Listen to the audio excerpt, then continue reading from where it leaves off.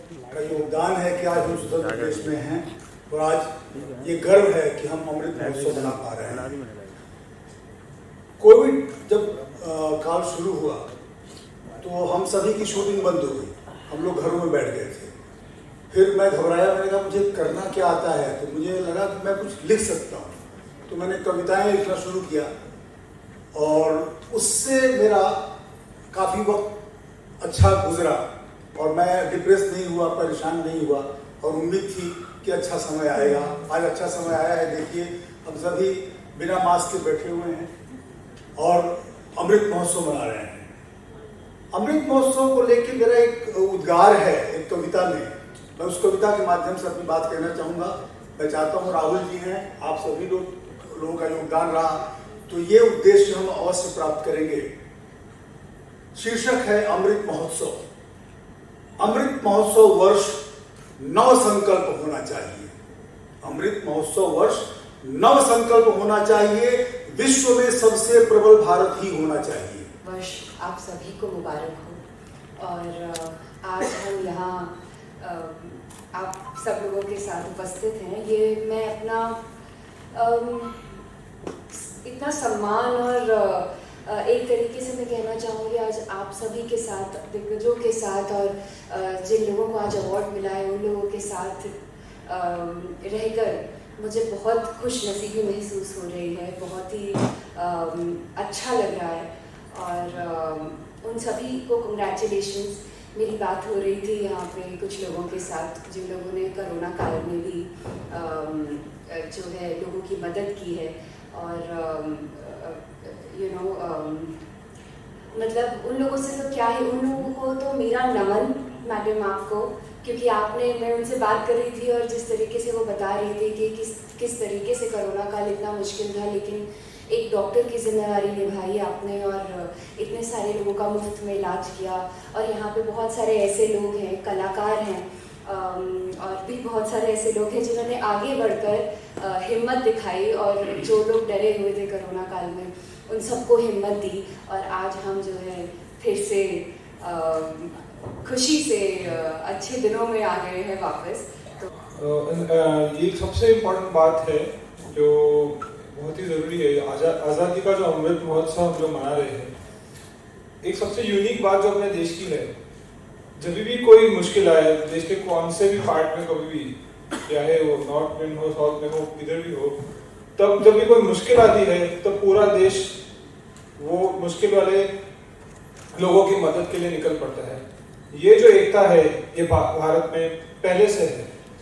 जब देखा जाए तो आज़ादी के टाइम पे जो सेनानियों ने इतनी मेहनत के बाद जो अपनी आज़ादी हासिल हुई, तभी उसके बाद हर दशक में कभी ना कभी भी कोई देश के कोई भी भाग में कभी भी कोई मुश्किल आई हो तो पूरा भारत के सभी लोग उसके मदद करने के लिए बहुत ही उत्सुक रहते हैं और बिना कोई एकदम प्योर भाव से सब जगह मदद होती है। ये एकता जो है यही हमारी आज़ादी के अमृत महोत्सव का जो मेन रस है वो यही है। धन्यवाद मैम। हमारे बीच में पूरी महाराष्ट्र सरकार बैठी हुई है। एक बार जोरदार तालियां बजाइए। असेंबली का स्पीकर जो होता है पूरी सरकार को अपने मुट्ठी में रखता है, हमारे बीच में बैठे हुए हैं। हमारा सौभाग्य है। श्रीवास्तव जी को हमने बहुत सारे टीवी चैनलों पर देखा हुआ है। डॉक्टर साहब हमारे बीच में हैं, मैडम जी बैठी हुई हैं, गोप जी बैठे हुए हैं। मैं सबको नमन करता हूँ। समय की बहुत मर्यादा है, सबको जाना है, बहुत सारे कार्यक्रम में जाना है। आप जानते हैं कितने व्यस्त होते हैं। इनके लिए मैं दो पंक्तियां कहना चाहूँगा। अगर बात एकदम सटीक बैठे, इनकी उम्र देखिए, इतनी कम उम्र में जो ऊंचाइयां छुई हुई हैं उस बात को अपने ध्यान में रखिएगा। मेरी दो पंक्तियां अगर एकदम सटीक बैठ जाए तो तालियों का महोत्सव होना चाहिए। मैं आपसे एक ईमानदारी से बता दूं कि इतने कम लोगों में मैं पहली बार कविता पढ़ रहा हूँ। जब मैं कविता पढ़ता हूँ तो 10,000-20,000 के बीच में पढ़ता हूँ और आधे लोग भी ताली बजाते हैं, तो सोचिए कितनी जोर से तालियां बजाते होंगे। तो पंक्तियां यही शुरू करता हूँ कि जिंदगी का इम्तिहान आसान नहीं होता है। आप देखिए उधर और सुनिए मुझे, क्योंकि देखने लायक वही है, हम तो सुनने लायक हैं कि जिंदगी का इम्तिहान आसान नहीं होता है, बिना संघर्ष के कोई महान नहीं होता है। जिन ऊंचाइयों को इतनी कम उम्र में उन्होंने छुआ है, जिंदगी का इम्तिहान आसान नहीं होता है, बिना संघर्ष के कोई महान नहीं होता है। जब तक हथौड़े की मार नहीं खाता तब तक ये पत्थर भी भगवान नहीं होता है। Let me start by thanking Madam for her kind words. Good evening, friends, dignitaries on the dais, Shri Shailendra Srivastava ji, Ms. Sheen Das, Dr. Priyank Kothari, Shri Suresh Mishra ji, awardees who have received the award this evening, ladies and gentlemen. Well, I think it's an evening for achievers. We have achievers on the dais, we have achievers amongst the audience, and we've got an audience which has been thoroughly entertained by Shri Mishra ji. Therefore, they've also achieved a lot today.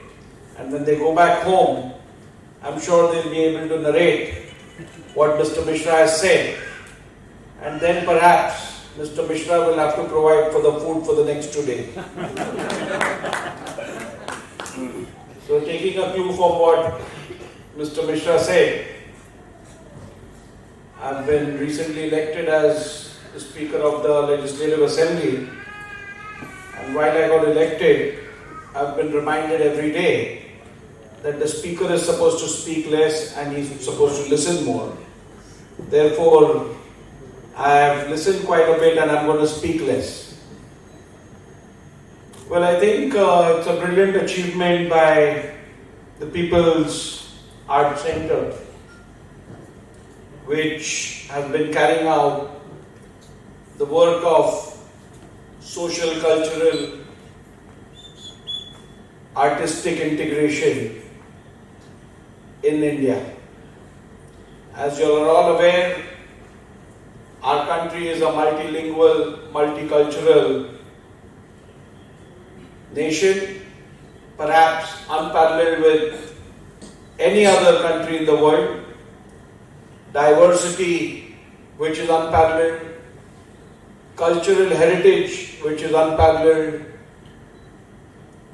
linguistic patterns which are unparalleled, and one institution amongst others which has been relentlessly working towards integration of all these three aspects is the People's Art Center. I would like to congratulate the managing committee and the volunteers associated with this institution. I was going through the souvenir which was unveiled this evening. I've been seeing the forewords that have been written by various chief ministers and other dignitaries. And the testimony that they have mentioned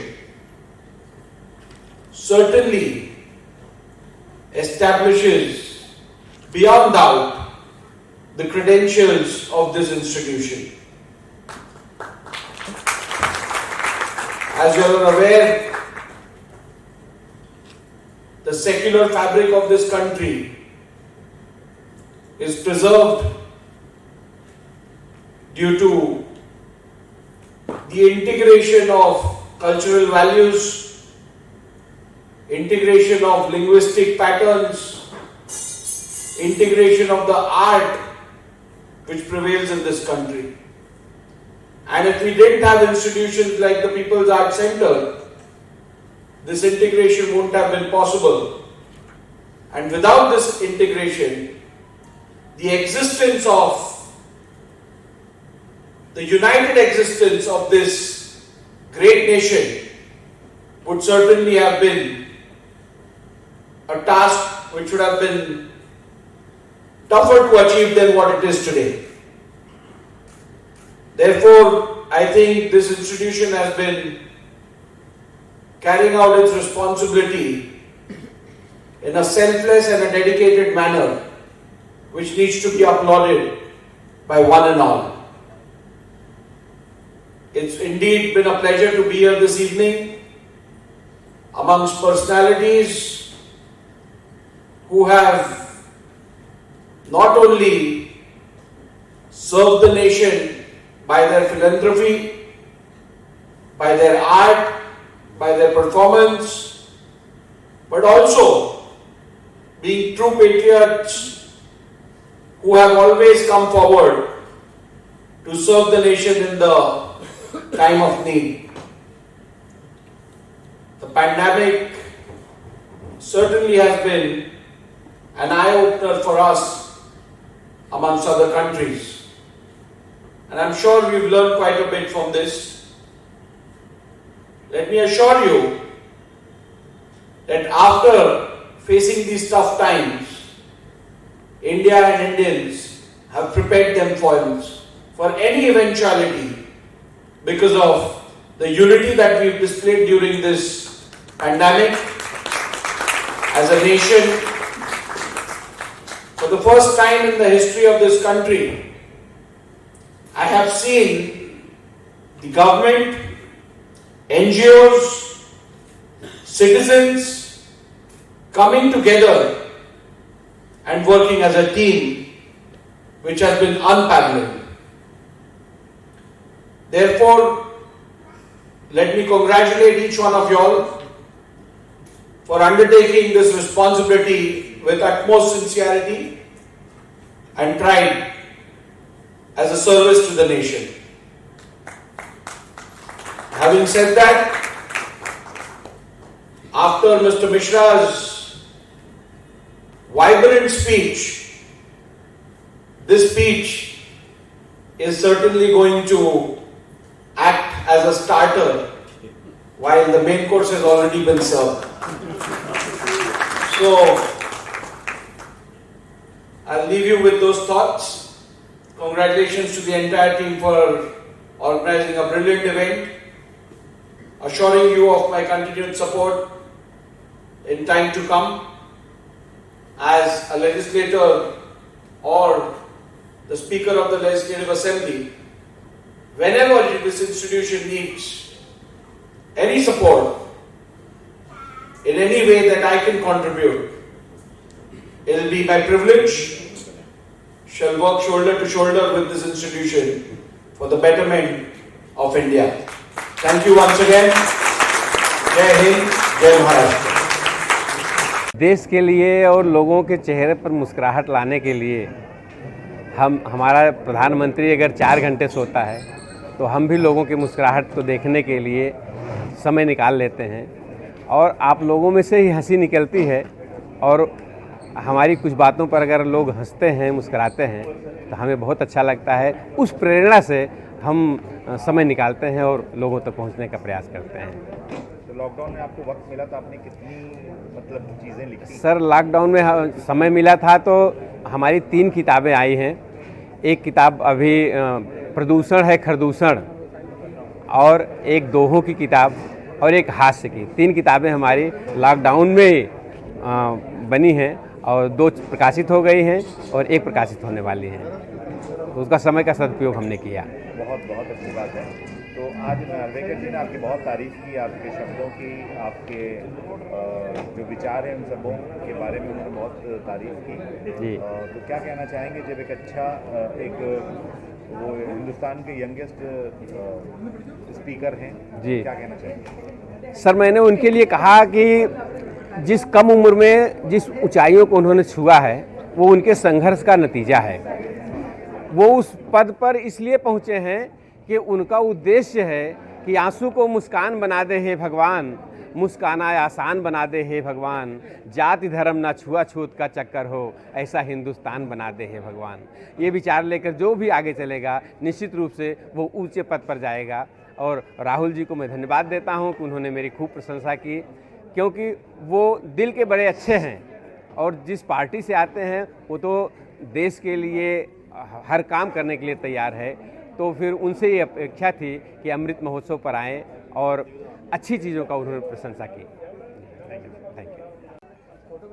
Narvekar ji आ गया वही सबसे बड़ा सौभाग्य समझता हूँ, क्योंकि Maharashtra legislative assembly के स्पीकर और भारत के सबसे कम उम्र के स्पीकर, और उन्होंने इसी बहुत समारंभ को अपने हाथों से उद्घाटन किया और स्मरणिका का प्रकाशन किया और सभी लोगों को पुरस्कार वितरण किया।